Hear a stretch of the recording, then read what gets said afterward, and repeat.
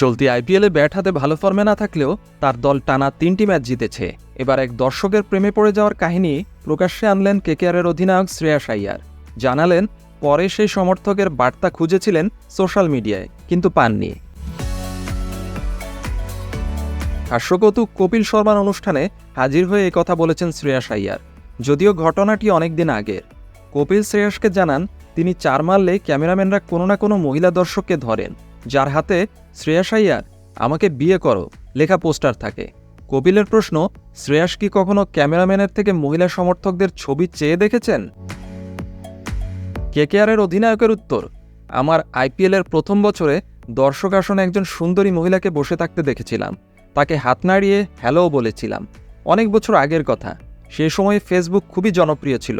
ভেবেছিলাম ও আমাকে কোনো বার্তা পাঠাবে, কিন্তু অনেক খুঁজেও আমি কোনো বার্তা পাইনি।